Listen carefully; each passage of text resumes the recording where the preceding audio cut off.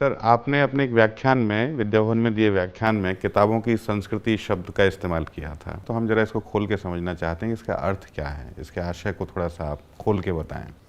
इसके अर्थ काफ़ी व्यापक हैं और आपको उसमें एक सामाजिक वातावरण को भी शामिल करना होगा।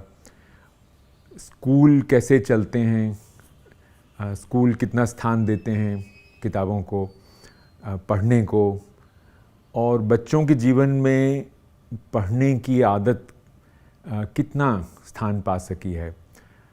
ये सभी सवाल किताबों की संस्कृति में शामिल हैं। यानी सार्वजनिक पुस्तकालयों से लेकर के स्कूल के भीतर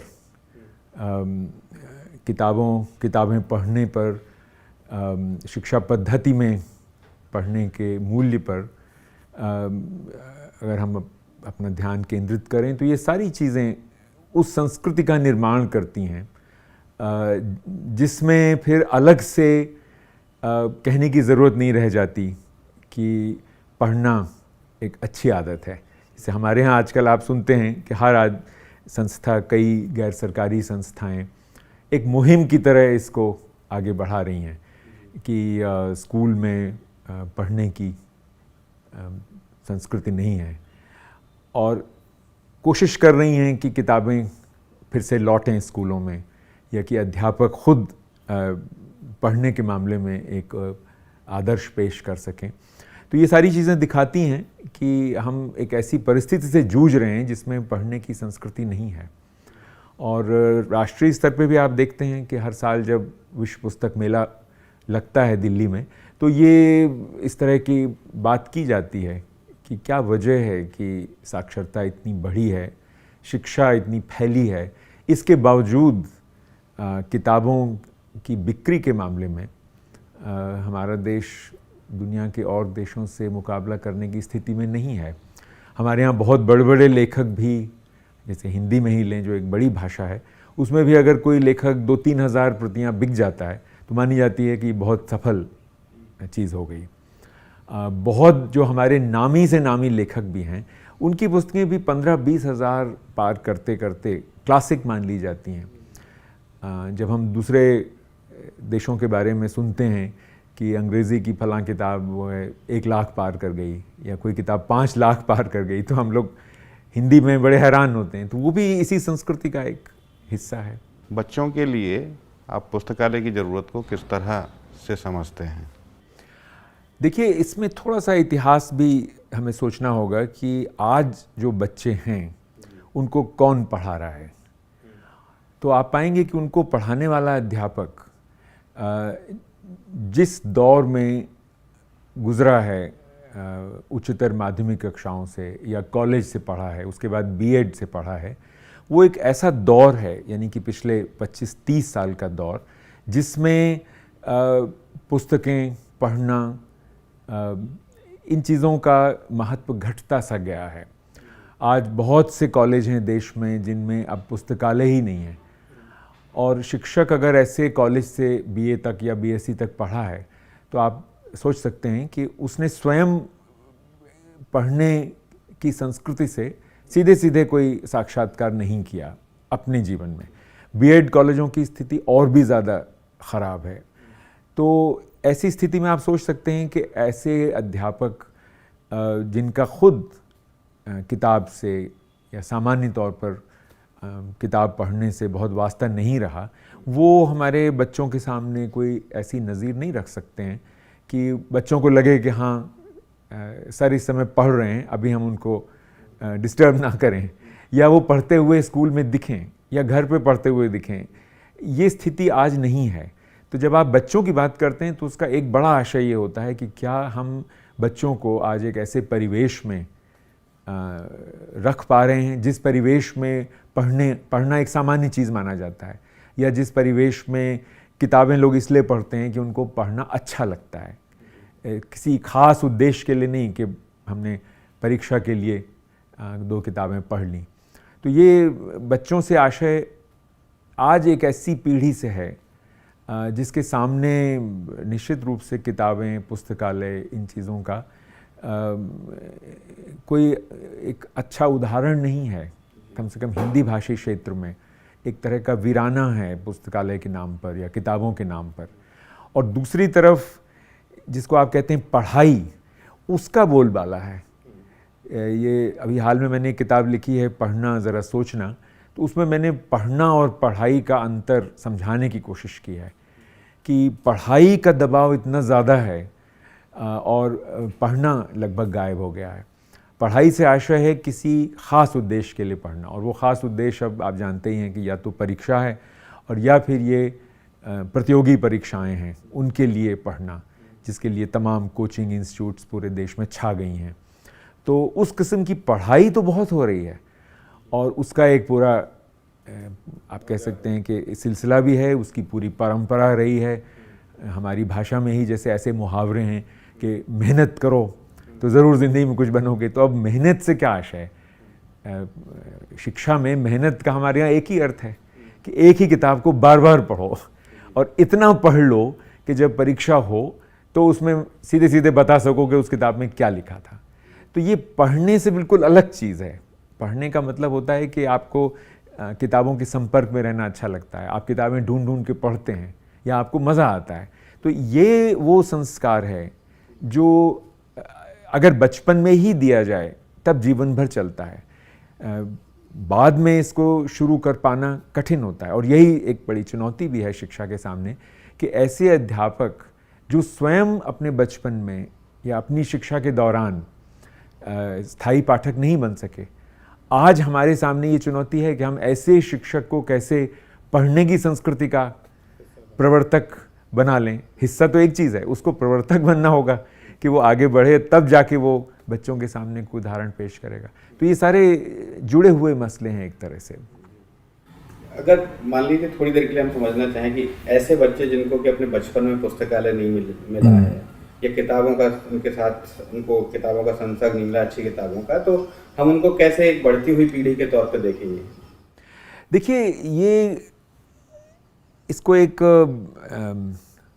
समस्या मानना भी ठीक नहीं होगा, क्योंकि आखिर हमारे जैसे इतने बड़े देश में तरह तरह के परिवेश हैं, तरह तरह की संदर्भ हैं जिनसे बच्चे आज स्कूल आ रहे हैं। तो एक तरफ जब हम ये कहते हैं कि भाई घर में पढ़ने लिखने का वातावरण हो तो बच्चे पर उसका ऐसा असर पड़ेगा कि उसको भी पढ़ने की इच्छा होगी। तो ये बात आप बहुत से बहुत मध्य वर्ग के एक हिस्से की कह सकते हैं, क्योंकि आज इस बात की भी गारंटी नहीं है कि मध्यम वर्गीय माता पिता अपने घर में किताबें रखते होंगे। हालांकि आज से 2 पीढ़ी पहले ये मध्यम वर्ग का एक लक्षण था कि उनके घरों में किताबें पाई जाती हैं। लेकिन जहाँ तक एक बहुत बड़ी संख्या में उन बच्चों का स्कूल में प्रवेश है जो सर्व शिक्षा अभियान के अंतर्गत या उससे थोड़ा पहले काफ़ी बड़ी मुहिम के तहत शुरू हुआ, ये बहुत बड़ी एक संख्या है जिसमें बच्चे आज स्कूल आ रहे हैं, जो ऐसे घरों से हैं जहाँ माता पिता या तो सिर्फ साक्षर हैं, बहुत ज़्यादा पढ़े लिखे नहीं हैं, और उस तरह से वहाँ पर घरों में ऐसी स्थिति नहीं है कि वहाँ आप कहें कि हाँ किताबें होनी चाहिए या ये सब चीज़ें होनी चाहिए। तो ऐसे बच्चों के लिए तो जाहिर है कि स्कूल ही एक रास्ता होगा कि वो किताबों की संस्कृति में प्रवेश पा सकें। पर ऐसे बच्चों का समाज में बहुत बड़ी संख्या में आज शिक्षा से गुज़रना, और शिक्षा भी अगर उसके लिए तैयार नहीं है कि वो उनको दीक्षित कर सके पढ़ने की तरफ, तो निश्चित रूप से ये एक तरह का धोखा है उनके साथ, क्योंकि वो परीक्षाओं की तैयारी तो करेंगे लेकिन वो पाठक नहीं बनेंगे, और उनमें जो एक आंतरिक ऊर्जा पढ़ने से आती है उसका विकास बहुत मुश्किल होगा। और इसलिए अपने खुद के व्यवसाय में जो भी वो व्यवसाय चुनेंगे या अपने जीवन में, वो एक बड़ी पूंजी से वंचित रह जाएंगे। ये साहित्य की पूंजी है, आप इसको संस्कृति की पूंजी भी कह सकते हैं, और मोटे तौर पर ये भाषा की पूंजी है। जैसे हम और आप जो भाषा बोल रहे हैं, हम इस विषय पर ये विचार क्यों कर पा रहे हैं? इसलिए कर पा रहे हैं कि हमसे 8-10 पीढ़ी पहले से इस तरह के विमर्श का एक सिलसिला रहा है, जिसमें लोगों ने किताबें लिखी, लेख लिखे, निबंध लिखे, चर्चाएं की। तो इस तरह का एक गद्य विकसित हुआ जो लोगों को अपनी बात रखने, एक दूसरे के तर्क सुनने, इस सब के लिए तैयार करता था। तो जिसको आप आज विचार विमर्श का माहौल कहते हैं, वो माहौल दरअसल आता तो साहित्य और साहित्य पढ़ने से ही है। धीरे धीरे उसका विकास होता है, और वो अगर बहुत बड़ी संख्या में हमारे पास ऐसे बच्चे हों जो उस विकास से वंचित रह जाएं, तो आपको कहना पड़ेगा कि हाँ, ये भी एक प्रकार की प्रवंचना है कि आपने उनको शिक्षित तो कर दिया, लेकिन उनको आपने साहित्य की इस बहती हुई धारा के संपर्क में आने से इस कारण रोक दिया कि आपने इतने पैसे नहीं खर्चे कि स्कूलों में किताबें हों, वो पढ़ें, पढ़ के खुश हों इत्यादि। बच्चों के लिए पुस्तकालय की परिकल्पना आपके मन में किस तरह की बनती है? किस तरह का पुस्तकालय बच्चों के लिए होना चाहिए? देखिए, परिकल्पना इसी तरह की है कि स्कूल जिस स्तर का है उस स्तर की किताबें वहाँ हों, बच्चों के लिए हों, और उन बच्चों को पढ़ाने के लिए शिक्षकों के लिए भी हों। तो अगर आप बात कर रहे हैं एक प्रारंभिक स्कूल की, जहाँ कक्षा 1 से 8 तक की कक्षाएं लगती हैं, जो कि शिक्षा के अधिकार के अंतर्गत हर स्कूल की परिकल्पना है, तो जाहिर है कि ऐसे स्कूल में अलग अलग विषयों के अध्यापक होने चाहिए कम से कम, और उन विषयों से संबंधित जो पाठ्य पुस्तकें हैं उनके अलावा कई सैकड़ा और किताबें होनी चाहिए। अब उनमें विज्ञान है, भूगोल है, इतिहास है, इस सब के अलावा सीधे सीधे साहित्य भी होना चाहिए। ऐसे स्तर पर हम उसको बाल साहित्य की संज्ञा दे सकते हैं, जिसमें ये तमाम विधाएं हैं, कहानी, कविता, जीवनी, नाटक इत्यादि। इन सारी चीज़ों को मिलाकर आप उस पुस्तकालय की कल्पना कर सकते हैं। पर पुस्तकालय एक जगह भी है, एक ऐसी जगह है जहाँ बैठकर आपका पढ़ने का मन होता है, क्योंकि आपके आसपास किताबें होती हैं और लोग होते हैं जो पढ़ रहे हैं, और एक उम्मीद की जाती है कि सब लोग शांत होकर पढ़ेंगे। तो शांत होकर किसी जगह बैठना, किताब ढूंढ सकना, ये एहसास होना हमारे मन में कि मैं कोई आवाज़ करूँगा तो उससे दूसरे को खलल होगा, ये सब पुस्तकालय के माहौल का हिस्सा है। उस कमरे की, कह सकते हैं आप, ये देन होती है किसी बच्चे के जीवन में कि वो ऐसे कमरे में अपने बचपन में काफ़ी समय रहा है, जहाँ उसको ऐसी आदतें पड़ गई हैं कि पढ़ते समय हर आदमी थोड़ा ध्यान केंद्रित करता है। तो अगर मुझे भी ऐसा मौका मिलेगा तो मैं भी सीख जाऊँगा। फिर सवाल उठता है कि पुस्तकालय में किताबें ढूंढी कैसे जाएं। पुस्तकालय का मतलब ही है कि किताबें वहाँ सुलभ हों और पाठक स्वतंत्र रूप से अपनी पसंद की किताब तक पहुँच सके। तो इसके लिए ज़रूरी है कि ऐसे कैटलॉग हों जिनको बच्चे खुद इस्तेमाल कर सकें, और दूसरी तरफ जाहिर है कि ये भी आवश्यक है कि अध्यापक भी इस पुस्तकालय से कुछ पाने की अपेक्षा रखें। तो उनके स्तर की चीज़ें भी होनी चाहिए बड़ों के लिए, और इस सबको ठीक से संभालने के लिए एक ऐसा व्यक्ति भी चाहिए जो पुस्तकालय के लिए ही समर्पित हो, और वो अकेला ना हो, कम से कम 1-2 लोग उसके साथ हों। वरना मान लीजिए आज 500-1000 किताबें खरीद भी ली आपने, तो उन किताबों को व्यवस्थित करना, उनका वर्गीकरण करना, उनकी कैटलॉगिंग करना, अगर ये एक आदमी के ऊपर पड़ गया तो फिर वो और कुछ भी नहीं कर पाएगा। तो ये ज़रूरी है कि कम से कम 1-2 ऐसे व्यक्ति हों जो उसकी मदद कर सकें। कोई एक तो व्यक्ति हो ऐसा। तो हम जब आज एक पुस्तकालय, स्कूल के पुस्तकालय की कल्पना करते हैं, तो हम एक बहुत ही न्यूनतम एक तरह की बात कर रहे होते हैं, जबकि ज़रूरत है कि पुस्तकालय एक समृद्ध जगह हो। वहाँ पर आप कम से कम इतना तो हो वाली बात अगर नहीं करें, रघुवीर सहाय की कविता की एक पंक्ति याद आती है, कम से कम वाली बात ना हमसे करिए। यानी कि हम पूरा लेंगे। हम अगर पुस्तकालय आप दे रहे हैं या बना रहे हैं, तो पुस्तकालय ऐसा बनाइए जो हर अर्थ में एक समृद्ध संस्था हो, क्योंकि स्कूल के भीतर वो शायद उसकी आत्मा वहीं रहती है। पुस्तकालय ही वो जगह है जहाँ स्कूल की आत्मा होगी, और थोड़ी बहुत जो बचती है वो प्रयोगशाला में भी होगी और जगहों पर होगी, लेकिन पुस्तकालय तो हर किसी की ज़रूरत है। तो पुस्तकालय में जैसे आपने कहा कि बच्चों की पहुंच किताबों तक हो, तो एक तो ये है कि बच्चों के आसपास किताबें हैं, वो उनमें से जो किताबें लेके पढ़ना चाहें पढ़ सकते हैं, देखना चाहें देख सकते हैं, लेकिन क्या कोई गाइडेड तरीके से उनके साथ किताबों को लेके काम किया जा सकता है? कुछ किताबें ली, जैसे कि आज की तारीख में चलन है कि कोई एक व्यक्ति इंस्ट्रक्टर होगा जो कुछ किताबों को लेकर उनके साथ एक्टिविटी करेगा, तो क्या ये भी इस परिकल्पना के साथ कहीं फिट बैठेगा? देखिए, ये तो कक्षा के अध्यापक का काम है, जो भाषा का शिक्षक है। कक्षा 1 से लेकर हर कक्षा में जो व्यक्ति भाषा पढ़ा रहा है, हिंदी पढ़ा रहा है या मराठी पढ़ा रहा है या अंग्रेज़ी पढ़ा रहा है, ये उससे अपेक्षा की जाती है कि वो पढ़ना सिखाए और पढ़ना सिखाने की प्रक्रिया में बच्चों को किताबों के संपर्क में लाए। पुस्तकालय तो वो जगह है जहाँ इस प्रकार के संपर्क में आ चुके बच्चे अपनी रुचि का विस्तार करने जाएंगे और वहाँ बैठकर, चूँकि वो पढ़ना सीख गए हैं, इसलिए और किताबें पढ़ के अपनी पढ़ने की क्षमता का विस्तार करेंगे, उसको मजबूती देंगे। तो ये पुस्तकालय के लिए जो प्रभारी है, ये उसका काम नहीं है, ये भाषा के अध्यापक का काम है। यानी कि भाषा का अध्यापक मान के अगर चल सके, ऐसे स्कूल की हम कल्पना करेंगे, अगर वो मान के चल सके कि हाँ, हमारे स्कूल में एक जीता जागता पुस्तकालय है, तो मैं अगर बच्चों को अच्छे तरह पढ़ना सिखाऊंगा और वो कक्षा 1 में ही पढ़ना सीख जाएंगे, तो उनके स्तर की कुछ और किताबें पुस्तकालय में होंगी, जहाँ जाके वो उनको ढूंढ के पढ़ सकेंगे और देख सकेंगे कि हाँ, हम अब इन किताबों को पढ़ सकते हैं। ये अनुभव हम लोगों को हुआ है। जब NCERT में मैं था तो हम लोगों ने एक इस तरह का पुल बनाने वाली एक सीरीज़ छापी, यानी कि शिक्षक और पुस्तकालय के बीच का पुल है ये। इस सीरीज़ का नाम था बरखा, जिसमें 40 किताबें प्रकाशित की गई थीं जिनको बच्चे खुद पढ़ सकते हैं। कक्षा 1 और 2 में ऐसी 40 किताबें। तो कई जगहों से हम लोगों को इस प्रकार की रिपोर्ट्स मिली कि वो लगभग जादू जैसा असर कुछ स्कूलों में हुआ कि एक तरफ उन्होंने अपनी पाठ्य पुस्तक से पढ़ना सीखा और दूसरी तरफ बरखा उपलब्ध होने की वजह से वो इतनी सारी किताबें पढ़ने की और एक ललक के साथ आगे बढ़ सके कि शुरू के 1-2 सालों में ही उन्होंने 40 किताबें पढ़ डाली।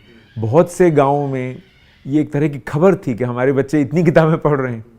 तो ये प्रश्न है कि पुस्तकालय एक प्रकार का विस्तारण का स्थान बने, जो कि कक्षा को विस्तार देता हो। पाठक विकसित करने के लिए आप स्कूल के पुस्तकालय और सार्वजनिक पुस्तकालयों की भूमिका को किस तरह से देखते हैं? देखिए, ये 2 तरह की चीज़ें आप साथ साथ लेके चल रहे हैं। सार्वजनिक पुस्तकालय का मतलब है कि हमारे नगर में या गांव में कोई पुस्तकालय हो। अब ये स्थिति मध्य प्रदेश, राजस्थान जैसे राज्यों में कई ज़िलों में होती थी कि सार्वजनिक पुस्तकालय काफ़ी समृद्ध जगह थी। आज से कोई 50 वर्ष पहले आप याद कर सकते हैं। आज कहीं कहीं पुस्तकालय तो हैं, पर बहुत कमज़ोर पड़ गए हैं, उनमें बैठने की जगह नहीं है या किताबें अब बहुत कम संख्या में आ रही हैं। केरल जैसे राज्य को लें, जहाँ पर गाँव में भी पुस्तकालय है, तो क्या फ़र्क पड़ता है उससे? फ़र्क यही पड़ता है कि माता पिता पहले से पुस्तकों से परिचित होते हैं। आपको करना नहीं पड़ता, उनको दीक्षित नहीं करना पड़ता कि हाँ, ये अच्छी चीज़ है। तो अगर सार्वजनिक पुस्तकालय है, वहाँ बाल साहित्य है तो बहुत अच्छी बात है। नहीं भी है, मान लीजिए केवल बड़ों का साहित्य है, तो भी बड़ी चीज़ है कि माता पिता अगर बड़ी संख्या में उसके सदस्य हैं या बनाए जा सकते हैं, तो फिर एक बार जब माता पिता का प्रवेश हो गया पुस्तकों की संस्कृति में, तो काफ़ी बड़ा काम आप कह सकते हैं हो गया। पहले दूसरे कदम आगे बढ़ गए। ऐसी स्थिति में फिर स्कूल का पुस्तकालय बहुत सफल हो सकता है। पर अगर सार्वजनिक स्तर पे भी, पड़ोस के स्तर पे भी अगर ये स्थिति बन सकती है कि हम सार्वजनिक पुस्तकालय में बाल साहित्य रख सकें, तो फिर इतनी लंबी छुट्टियों में, अवकाश के दिन या शाम के समय हमारे सामने ये स्थिति संभव हो जाएगी कि बच्चे सार्वजनिक पुस्तकालय में जाकर किताबें देख सकें। और फिर ऐसी स्थिति में सारा जो एक वजन स्कूल के पुस्तकालय पे पड़ता है, वो कुछ घटेगा। अगर किसी नगर में 1 दर्जन स्कूल हैं, तो आप सोच सकते हैं कि कितने बच्चे वहाँ होंगे। तो सार्वजनिक पुस्तकालय फिर कई स्कूलों की सेवा कर सकता है, बहुत से बच्चों को के लिए एक उपलब्धि बन सकता है। तो ये स्थिति सार्वजनिक पुस्तकालय की भूमिका को स्पष्ट करती है। जहाँ तक स्कूल के पुस्तकालय का सवाल है, अपने आप में वो इसलिए महत्वपूर्ण है क्योंकि स्कूल में जितने विषय पढ़ाए जाते हैं उन सभी विषयों में बच्चे की रुचि का विस्तार करना उस पुस्तकालय का पहला धर्म है, आप कह सकते हैं। और इस दृष्टिकोण से स्कूल का पुस्तकालय सार्वजनिक पुस्तकालय के मुकाबले बच्चों के लिए एक ज़्यादा निकट की संस्था बने, ऐसा अपेक्षित है इसमें। और अध्यापक में, प्रधानाध्यापक में या प्राचार्य में इस पुस्तकालय, स्कूल के पुस्तकालय को लेकर एक ऐसा रिश्ता हो कि हाँ, ये मेरा पुस्तकालय है, मैं चलाऊँगा, तो फिर एक स्कूल के भीतर उसकी एक बड़ी गतिशील भूमिका बनती है। तो इसलिए सार्वजनिक पुस्तकालय और स्कूल के पुस्तकालय को थोड़ा अलग अलग रख के देखें तो मैं समझता हूँ कि भविष्य की योजनाएं बनाने में हमको थोड़ा आसानी होगी, खासकर अगर हम एक ऐसी स्थिति से गुजर रहे हैं जिसमें हमारे पास जो पहले पूंजी थी, जो हमसे बिखर गई, हमारे हाथ से चली गई, अब हम दोबारा उसको बनाने की कोशिश कर रहे हैं। तो हम दोबारा जब बनाना शुरू करें तो ध्यान दे सकें इस बात का कि हाँ, ये दोनों संस्थाएं अलग अलग स्तरों पर महत्वपूर्ण हैं और इनके लिए समाज को, शासन को पर्याप्त निवेश करना होगा। हिंदी भाषी क्षेत्रों में स्कूल और पुस्तकालयों की स्थिति को आप कैसे देखते हैं?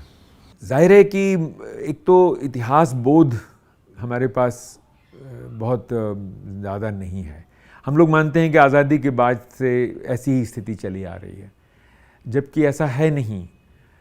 आज़ादी के बाद खासकर 50 के दशक के उत्तरार्ध में, 60 के दशक में हायर सेकेंडरी स्कूल के स्तर पर पुस्तकालयों की व्यवस्था हिंदी भाषी प्रांतों में काफ़ी पुख्ता स्थिति में बहुत से स्कूलों में पहुंच गई थी।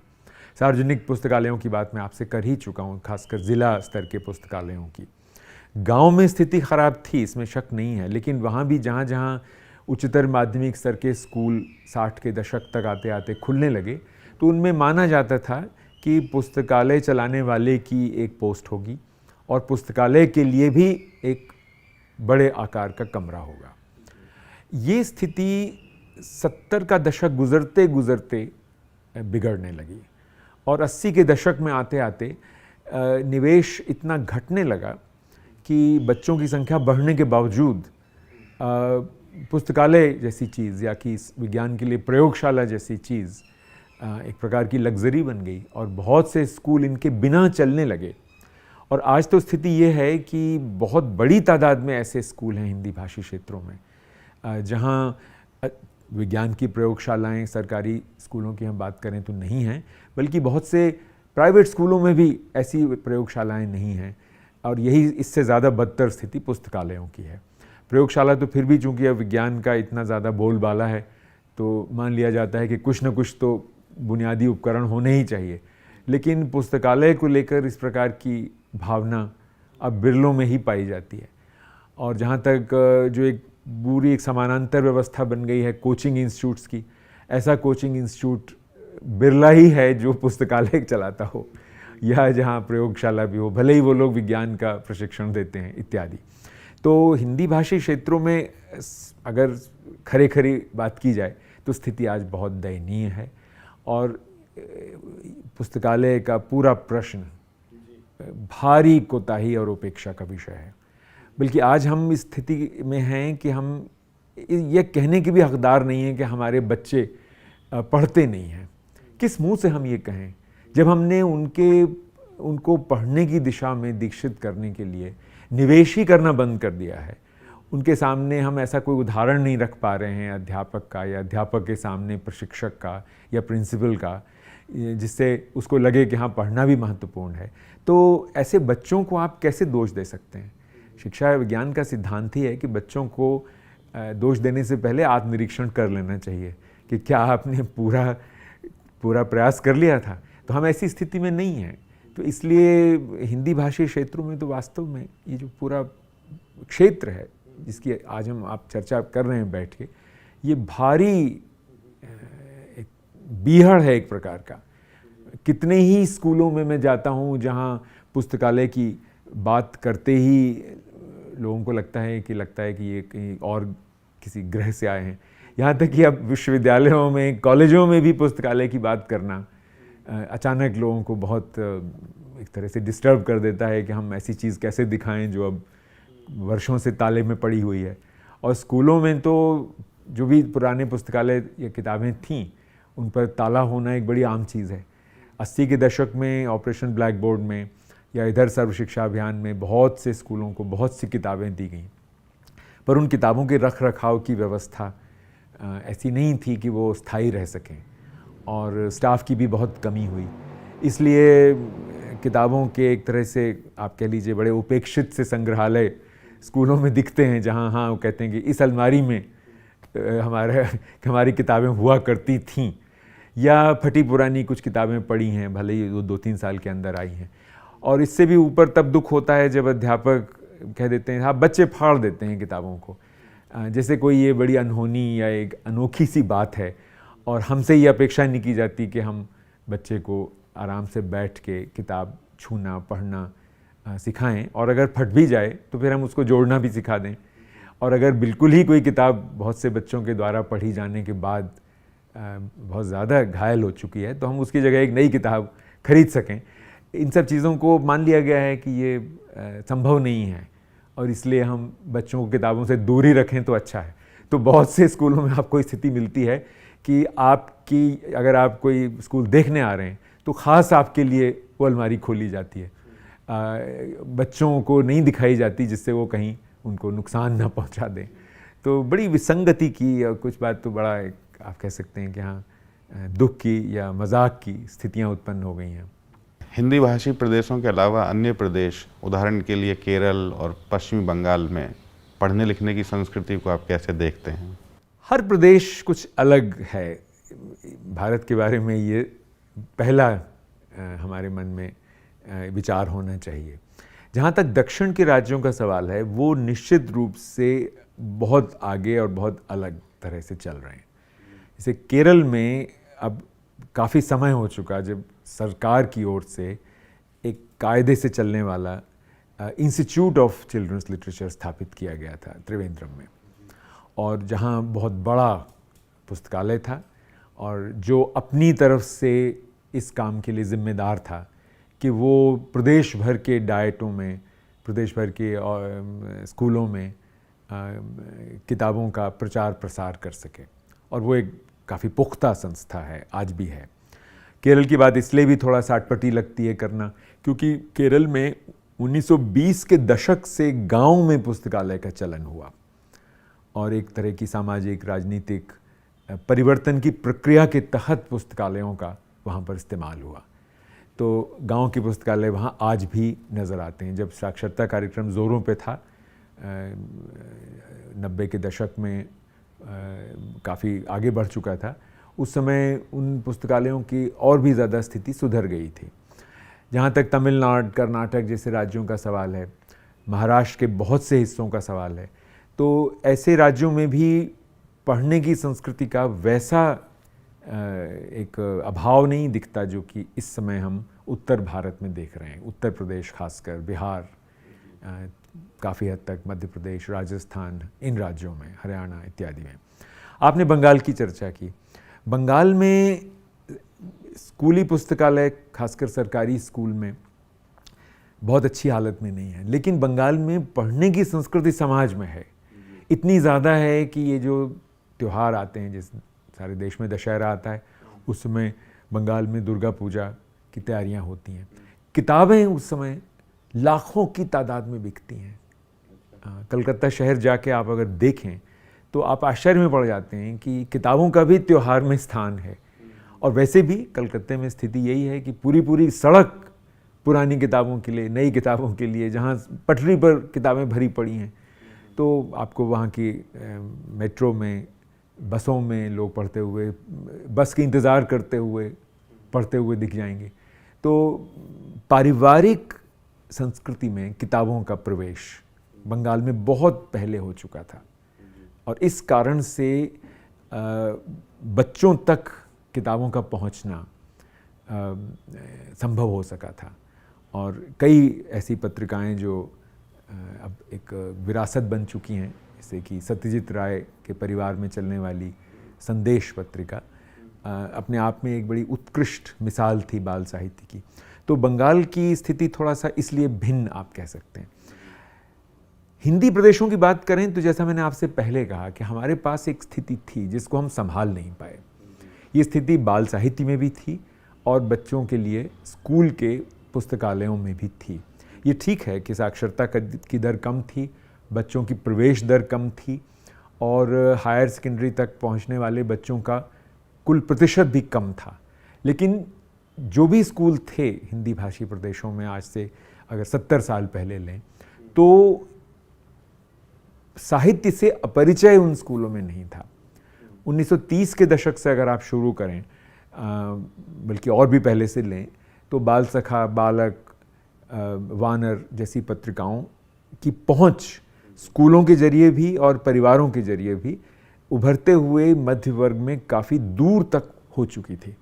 बाल सखा इंडियन प्रेस इलाहाबाद ने 1917 में निकाली थी और 1940 के दशक की बाल सखा अगर आप देखें, श्रीनाथ सिंह के समय के जब वो उसके संपादक थे, या सोहनलाल द्विवेदी के संपादन की बाल सखा देखें, तो आपको उससे अंदाज़ लग जाता है कि ये एक पढ़ने की दृष्टि से बहुत सजग समाज की पत्रिका होगी ज़रूर। ऐसा ही आप जो पटना से बालक निकलती थी रामलोचन शरण सिंह के संपादन में, उसको भी आप देखें तो आपको एकदम ये एहसास होगा कि ये एक पढ़ने लिखने वाले समाज के में बच्चों की पत्रिका रही होगी। ये स्थिति बची नहीं रह सकी। पटना, इलाहाबाद, लखनऊ, ये जो एक तरह से साहित्य के, पढ़ने की संस्कृति के केंद्र बन चुके थे, बड़ों के साहित्य में भी, बच्चों के साहित्य में भी, आज़ादी के पहले इनकी केंद्रीयता बची नहीं रह सकी। और 60 के दशक तक आते आते एक काफ़ी बड़ा, एक कह सकते हैं आप, परिवर्तन हो रहा था जो इस संस्कृति को धीरे धीरे कमज़ोर कर रहा था। और स्कूल शिक्षा का विस्तार इसके बाद हुआ बहुत बड़े पैमाने पर उसमें पुस्तकालय, पढ़ना, बाल साहित्य की उपलब्धता, इन चीज़ों का महत्व स्थापित होते होते बहुत देर हो गई और अभी भी ये स्थिति है कि ये महत्व स्थापित अब या पुनर्स्थापित नहीं हो सका है। तो ये मोटा मोटी मैंने आपसे दक्षिण और उत्तर की बहुत संक्षेप में तुलना करने की कोशिश की। तमाम कमीशंस में ये पुस्तकालय की ज़रूरत पे जोर दिया गया है, तो उसके बावजूद भी हमारे स्कूलों में पुस्तकालय, अच्छे पुस्तकालय स्थापित नहीं हो पाए। तो आप इसको किस तरीके से देखते हैं? मैं इस तरह देखता हूँ कि शिक्षा की नीति की अपनी प्राथमिकताएं, जो जैसा आपने कहा कई कमीशनों में व्यक्त हुई थीं, वो प्राथमिकताएं हिंदी प्रदेशों में सुरक्षित नहीं रह सकी। जैसे एक बहुत बड़ी प्राथमिकता रही है लगातार मुदालियर कमीशन के बाद से और फिर कोठारी के बाद से तो रही ही है, वो ये कि परीक्षा का चरित्र बदले। परीक्षा जो डराने के लिए ली जाती है, परीक्षा जिसमें भारी संख्या में बच्चे फेल होते हैं, ऐसी परीक्षा शिक्षा के लिए ठीक नहीं है। खासकर एक लोकतांत्रिक देश के लिए एक ऐसी परीक्षा जो कि शिक्षा की प्रक्रिया से बच्चों को बाहर करने का माध्यम बन जाए, ये एक उचित नहीं है, बल्कि एक बहुत बड़ी विसंगति है। ऐसा कोठारी आयोग को पढ़ने से स्पष्ट झलकता है। ये जो मुद्दा है परीक्षा में सुधार का, ये बहुत कठिन सिद्ध हुआ और हालांकि थोड़ा थोड़ा सुधार 60 के दशक में होना शुरू हुआ था, लेकिन वो 70 के दशक की आंच नहीं सह सका और परीक्षा का महत्व भी बना रहा और परीक्षा के जरिए बच्चों को डराना और इसलिए पढ़ाई पर, मेहनत पर जोर देना और इधर उधर की किताबें न पढ़ना, जिसमें साहित्य शामिल है, ये शिक्षक का और माता पिताओं का एक सामान्य व्यवहार बन गया। अगर कोई बच्चा उपन्यास पढ़ता हुआ घर में दिख रहा है तो सामान्य माता पिता चिंता करने लगता है कि ये इधर उधर की किताबें तो बहुत पढ़ता है, ये कब पढ़ेगा वो किताबें जिनसे इसको नंबर मिलेंगे। तो ये स्थिति 80 के दशक के बाद से और ज़्यादा सघन होती चली गई है।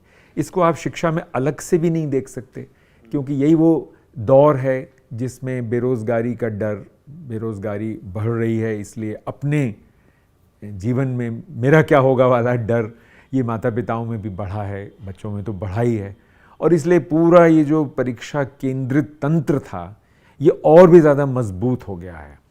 और इसके साथ में जो दूसरी संस्था ये जिसका मैंने आपसे जिक्र किया, कोचिंग इंस्टीट्यूट, उसकी जकड़ ने भी इस पूरे दौर में बच्चे को डरा दिया है।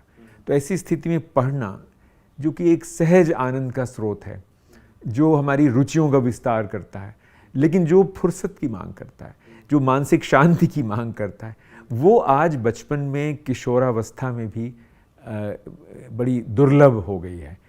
एक तरह से आप कह सकते हैं ये स्थिति पूरे देश में है, लेकिन जाहिर है जो कमज़ोर होता है वही ज़्यादा घायल होता है, या बीमार पड़ने पर उसकी ही सबसे ज़्यादा मुसीबत आती है। तो ये हमारे जो उत्तर भारत के प्रदेश हैं, इनमें वित्तीय संकट लगातार चल रहा है 80 के दशक के बाद से, और इस वित्तीय संकट की मार शिक्षा प्रणाली में पुस्तकालय जैसी उप संस्थाओं ने ही सबसे ज़्यादा झेली है।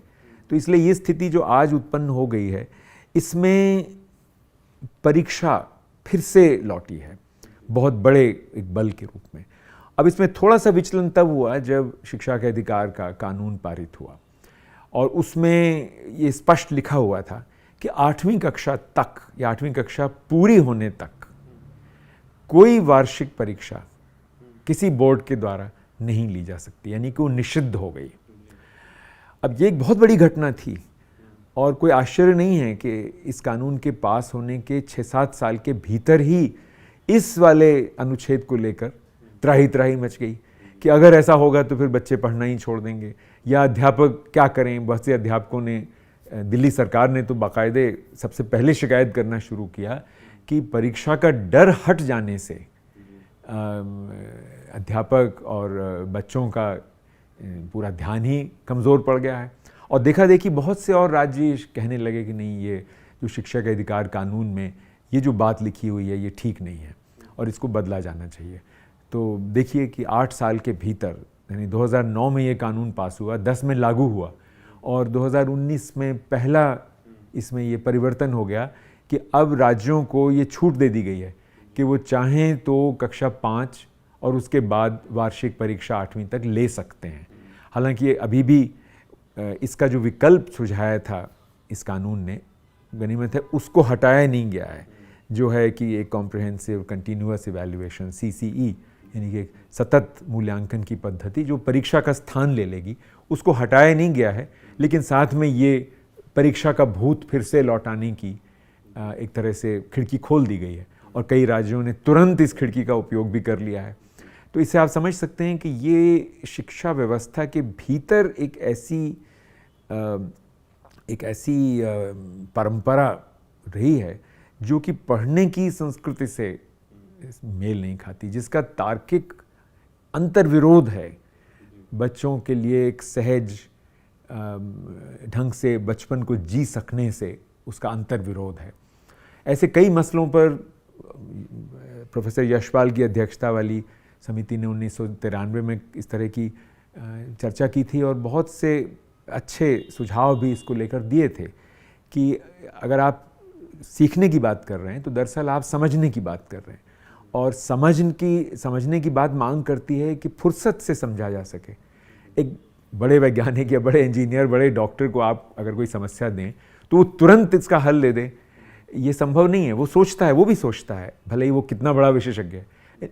ये जो सोचना, समझना, आराम से किसी चीज़ को देखकर उस पर अपनी राय रख सकना, ये बचपन से एक तरह से गायब सा हो गया है।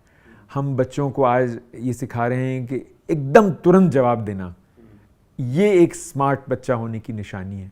इसलिए तमाम तरह के क्विज़ प्रतियोगिताएं आप टीवी में देखते हैं, और पूरे वातावरण में ये छा गई हैं, हाजिर जवाबी हर विषय में, यानी कि विज्ञान और इतिहास जैसे विषयों में भी हाजिर जवाबी। कि आपको पता हो कि 1920 में गांधी जी ने क्यों असहयोग आंदोलन वापस ले लिया, आप 1 सेकंड सोचे हुए भी बिना एकदम कह दें कि हाँ वो चौरी चौरा में कुछ हुआ था। इतनी फुर्सत नहीं कि हम पूछें कि भाई चौरी चौरा कहाँ था, वहाँ क्या हुआ था, चलो पता लगाएं। आज पता लगाने के साधन हैं, आप इंटरनेट पे तो कम से कम देख ही सकते हैं, अगर किताब नहीं भी है आपके पास। लेकिन समय को हमने बच्चों के जीवन में दुर्लभ बना दिया है। आपको पता ही होगा कि स्वर्गीय R.K. नारायण जो राज्यसभा के मनोनीत सदस्य थे, बहुत बड़े उपन्यासकार थे, उन्होंने लगभग एक मतलब बहुत ही एक उदासी की मुद्रा में अपना भाषण राज्यसभा में जब दिया था तो बहुत से लोग रोने लगे थे जब उन्होंने कहा था कि हमने अपने बच्चों का बचपन एकदम उनसे छीन लिया है।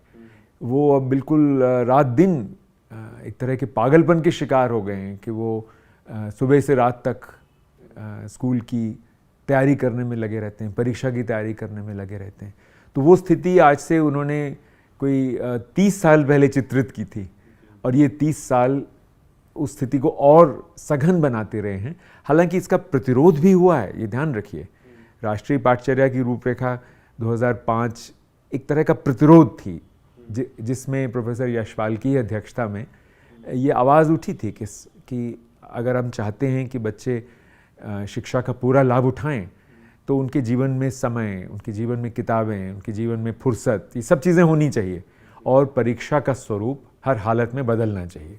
पर जाहिर है कि शिक्षा प्रणाली की ये एक तरह की कुंठा है जो अभी खुल नहीं पाई है और भले ही शिक्षा के अधिकार कानून ने इसको खोलने का एक बहुत ज़बरदस्त प्रयास किया पर वो भी इस समय संघर्षरत है।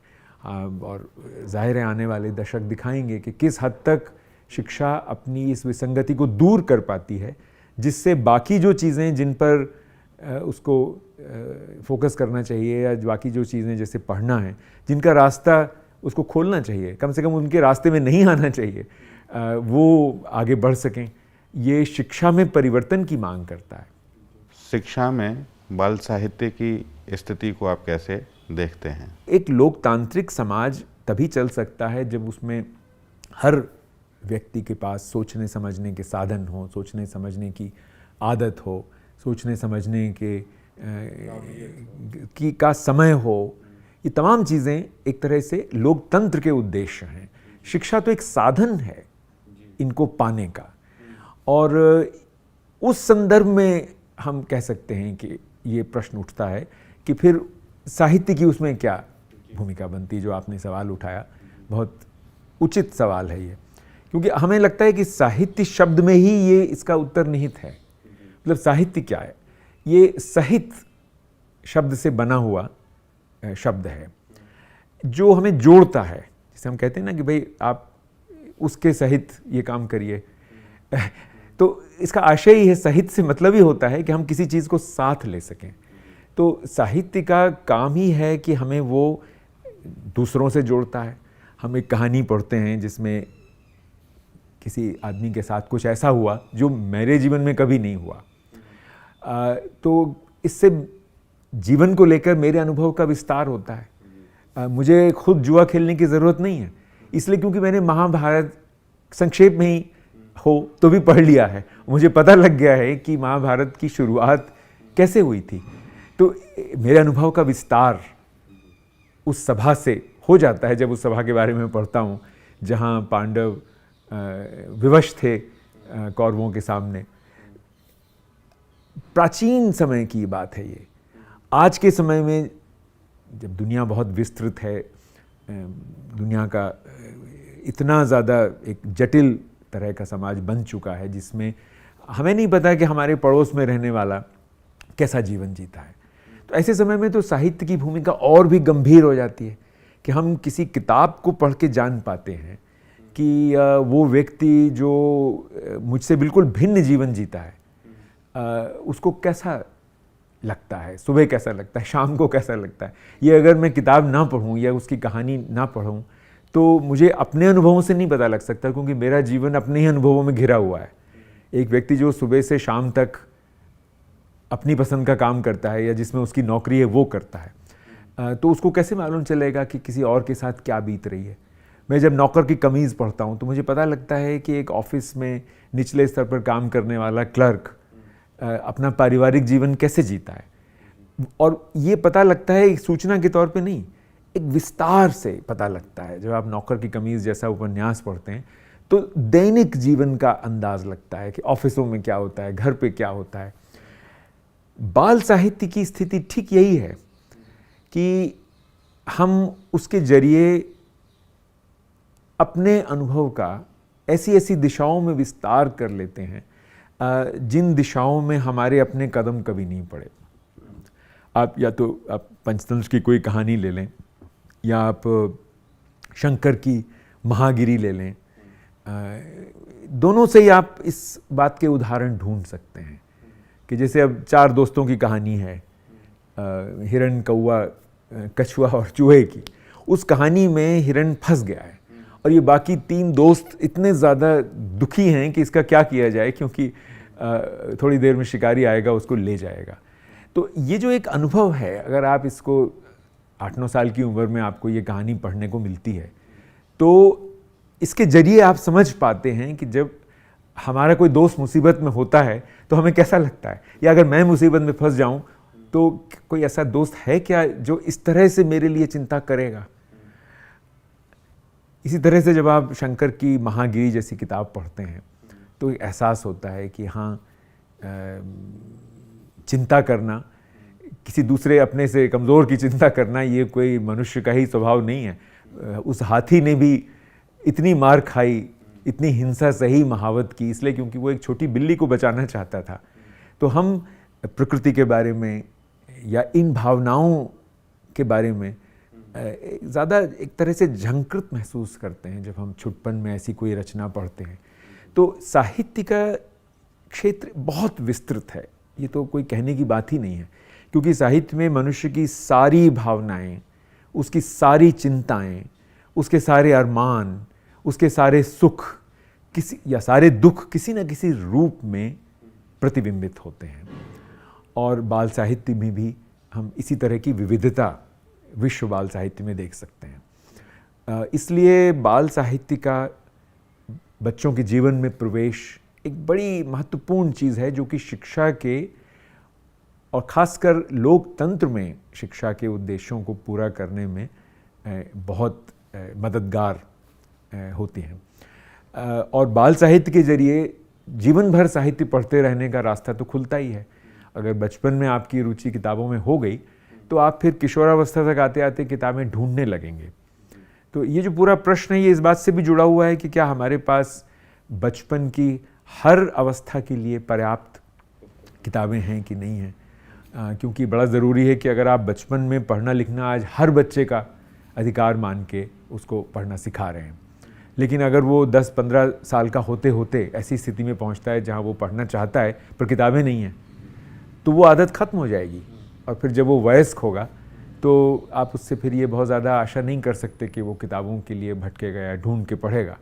तो ये बड़ा प्रश्न है कि बाल साहित्य शब्द में हम किशोर साहित्य को भी शामिल करें, युवाओं के लिए साहित्य को भी शामिल करें, और इसमें हम केवल कल्पनाशील साहित्य को ही शामिल ना करें, बल्कि हम विज्ञान से जुड़ा हुआ, भूगोल, इतिहास, इन चीज़ों से जुड़ा हुआ अच्छा साहित्य भी शामिल करें।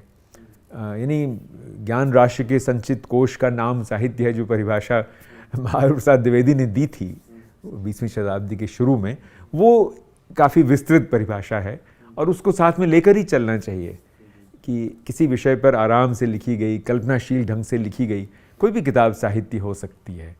और उसकी ये तमाम विधाएं हैं जिनमें धीरे धीरे हम दीक्षित होते हैं अगर हम बचपन से किताबें पढ़ना शुरू कर दें।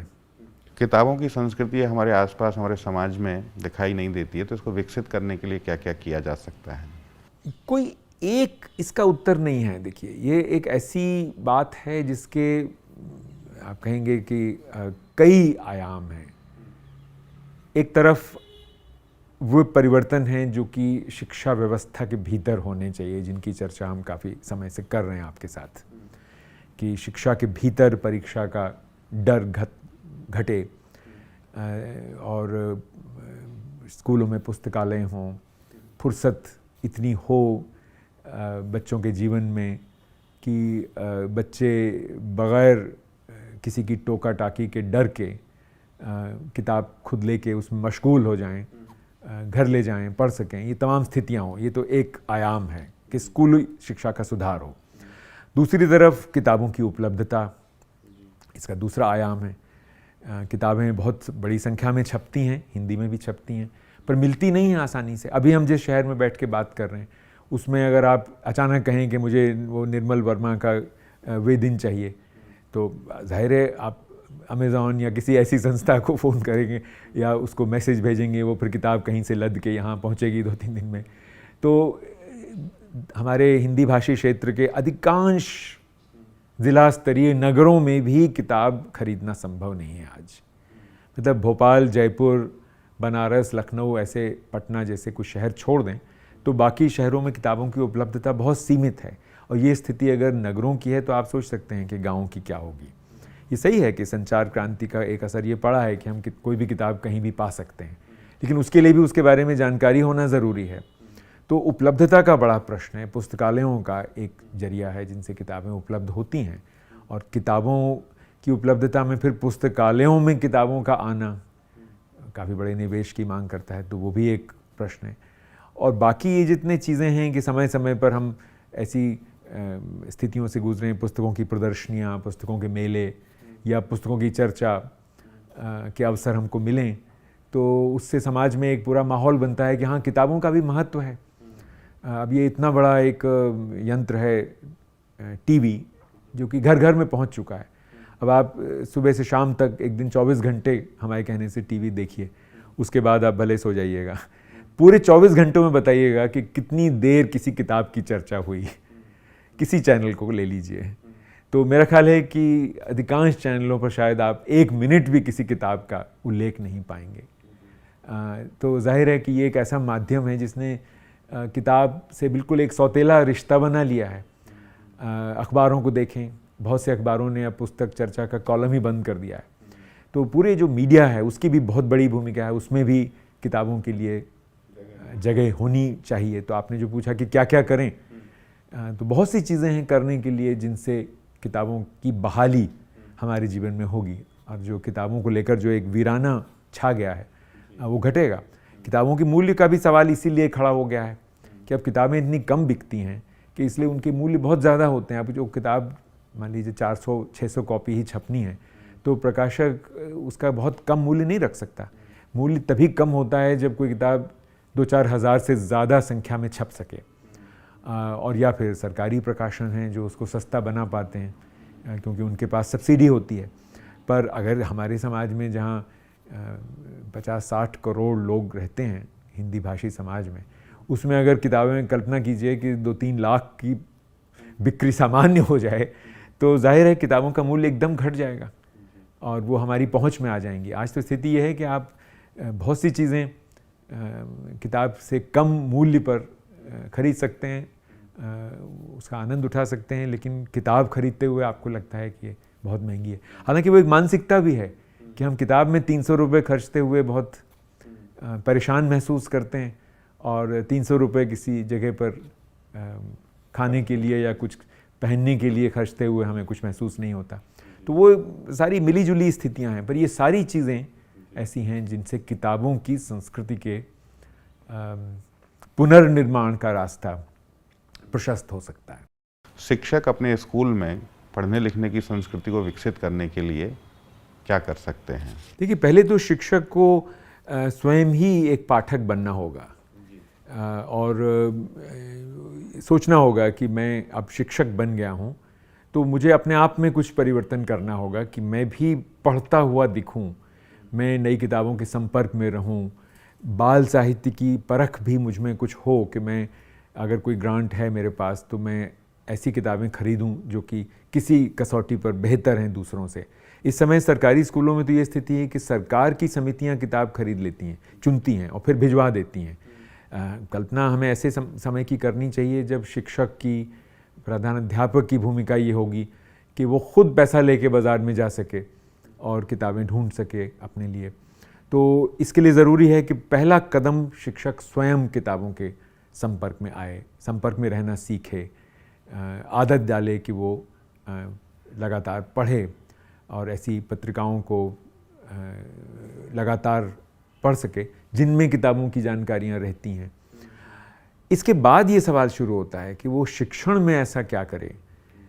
तो अगर वो भाषा का शिक्षक है तो उसकी जिम्मेदारी फिर बहुत ही बड़ी है कि वो एकदम पहली कक्षा से ही बाल साहित्य का प्रयोग कक्षा में कर सके। यानी जो पाठ्यपुस्तक लगाई है सरकार ने, वो तो एक बिल्कुल बुनियादी एक तरह का एक न्यूनतम साधन है। पर अगर उसके ज़रिए 2-3 कविताएं बच्चों ने याद कर ली हैं तो ऐसी अनेक और किताबें हैं जिनमें बच्चों के लायक कविताओं के अच्छे संग्रह हैं। उन तक बच्चों की पहुंच कक्षा 1 का शिक्षक बनाए, जिससे कविता का संसार बच्चों के लिए फैले। अगर 1-2 कहानियाँ पाठ्यपुस्तक में हैं तो कहानियों की किताबें बच्चों तक पहुंच सकें, ये जिम्मेदारी शिक्षक की है कम से कम कक्षा 1 में। और अगर वो कक्षा 1 के अंत तक आते आते ऐसी स्थिति ले आए कि बच्चे न केवल हर बच्चा पढ़ना सीख जाए, जो अपने आप में आज बहुत बड़ी उपलब्धि लगता है, कि वो खुद फिर किताबें ढूंढ सकें, या अगर स्कूल इस बीच में पुस्तकालय उपलब्ध करा सका है तो पुस्तकालय में जाकर बैठ के किताबों को ढूंढ के पढ़ना शुरू कर दें। ये भाषा के अध्यापक की जिम्मेदारियों में शामिल है, और अगर ये पूरी जिम्मेदारियां निभाई जाएं तो कोई कारण नहीं है कि 3री-4थी तक आते आते बच्चे पाठक बन जाएं, और पाठ्य पुस्तक और बाल साहित्य की किताबों के बीच में वो कोई बहुत बड़ा फ़र्क देखना बंद कर दें, और बाल साहित्य को भी उतनी रुचि से पढ़ें जितनी कि वो पाठ्यपुस्तक से जितनी की अपेक्षा उनसे पाठ्यपुस्तक को लेकर की जाती है। शिक्षकों की प्री सर्विस और इन सर्विस ट्रेनिंग में पढ़ने लिखने की संस्कृति को विकसित करने के लिए क्या किया जाना चाहिए?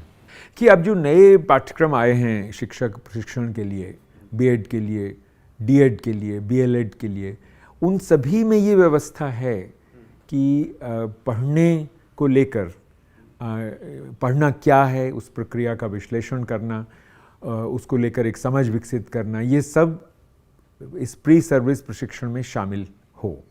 ये कम से कम पाठ्यक्रम का हिस्सा बन सका है। अब ये एक अलग बात है कि बीएड की कक्षाएं जिन परिस्थितियों में लग रही हैं वो इतनी ख़राब हैं देश के बहुत से बीएड कॉलेजों में कि वहाँ आप ऐसी बातें भी बड़ी बेगानी पाते हैं। लेकिन वो एक अलग मसला है।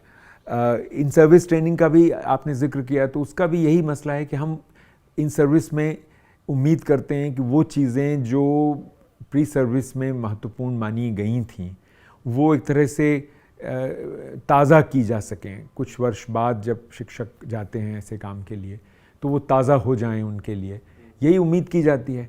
तो ये पूरा मसला ही इस तरह का है कि साहित्य की चर्चा, पढ़ने की प्रक्रिया की चर्चा, और ये जो पूरी नई टेक्नोलॉजी है इसके संदर्भ में पढ़ने के सतत महत्व की चर्चा, ये सारी प्रशिक्षण के दौरान की जाएं। और पढ़ना सिखाने की जो पुरानी पद्धतियां चली आ रही हैं, खासकर वर्णमाला और वर्तनी और उच्चारण और इन चीज़ों से एकदम कुंठित रूप से ग्रस्त जो परिपाटियां चली जा रही हैं, वो समाप्त हों, उनकी जगह समझ कर पढ़ने की संस्कृति का विकास हो। शिक्षण पद्धतियां जो कि समझने पर बल देती हैं, न कि बहुत ही दकियानुसी ढंग से ध्वनियों का उच्चारण करने पर। तो ये अपने आप में एक पूरा मसला है जिसकी ओर हम लोग इस बातचीत में बहुत समय नहीं लगा सके हैं, पर इन पर बहुत सा साहित्य आज उपलब्ध है कि वर्तनी, वर्णमाला, उच्चारण, इन तमाम चीज़ों पर बल देने वाली परंपराएं क्यों पढ़ना सिखाने और पढ़ने की आदत का विकास करने के रास्ते में बाधा पेश करती हैं और बहुत देर कर देती हैं पढ़ने में दक्षता विकसित होने तक। और इसलिए बहुत ज़रूरी है कि एकदम शुरू से अर्थ पर बल देने वाली पद्धतियाँ, जिनमें समझने की इच्छा उत्पन्न हो, अनुमान करने की संभावना उत्पन्न हो, या अनुमान करने की क्षमता बच्चों में विकसित हो सके, ऐसी पद्धतियों से पढ़ना सिखाना, ये हमारी डाइटों का, शिक्षक प्रशिक्षण की संस्थाओं का काम है। और एक तरह से कह सकते हैं आप, मज़े की बात यह है कि ये अब उनके पाठ्यक्रम में शामिल है। वो किस हद तक इसको कर पा रहे हैं ये एक अलग प्रश्न है, और किस हद तक वो ऐसी सामग्री का इस्तेमाल कर पा रहे हैं जो उनको इसमें मदद देगी। तो ये तो हर डाइट के स्तर पर या हर शिक्षक प्रशिक्षण संस्था के स्तर पर सोचा जाना होगा कि हम पाठ्यक्रम की इन नई अपेक्षाओं को किस हद तक पूरा कर पा रहे हैं। इसके लिए कोई सामान्य बात नहीं कही जा सकती, क्योंकि जाहिर है कई संस्थाएं होंगी जहां ये पूरी की जा रही हैं, पर बहुत सी ऐसी भी नज़र आती हैं जहां पर अभी भी ये बड़ी दूर की कौड़ी मानी जाने वाली बातें हैं। सर, आज के समय में डिजिटल तकनीक की बहुत बात होती है और ये कहा जाता है कि बहुत सारी समस्याओं को इसके ज़रिए सुलझाया जा सकता है, लेकिन डिजिटल तकनीक का और पढ़ने लिखने की संस्कृति के संबंध को आप कैसे देखते हैं? भारत में कुछ ऐसी एक परंपरा सी बन गई है कि जब कोई नई मशीन आती है हम सोचते हैं ये मशीन हमारी सारी समस्याओं का हल कर देगी। जब रेडियो आया तो शिक्षा विज्ञान के लोग एकदम दौड़ पड़े कि हाँ, अब वो चीज़ आ गई है जिससे हमारी शिक्षा पद्धति एकदम आधुनिक हो जाएगी। और आप अभी भी पाएंगे बहुत से स्कूलों में पुराने रेडियो पड़े मिलेंगे आपको, जो उस समय भी ठीक से इस्तेमाल नहीं हो सके और आज तक ठीक से उनका निपटारा भी नहीं हो सका, निस्तार नहीं हो सका। इसके बाद आया टेलीविज़न और उस समय भी बिल्कुल यही बहुत से लोगों को लगा कि अब हमारी सारी समस्याएं दूर होने जा रही हैं और ये इतना सारा पढ़ना लिखना पढ़ाई ये सब आसान हो जाएगा, क्योंकि हम हर चीज़ दिखा सकेंगे। विज्ञान के प्रयोग नहीं करवा पा रहे हैं तो दिखा के काम चल जाएगा। और उसी में 20-25 साल निकल गए टीवी बांटने में इत्यादि।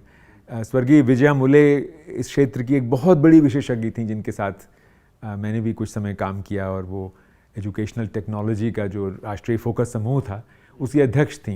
एनसीईआरटी के साथ उन्होंने 2005 की रूपरेखा में काम किया था।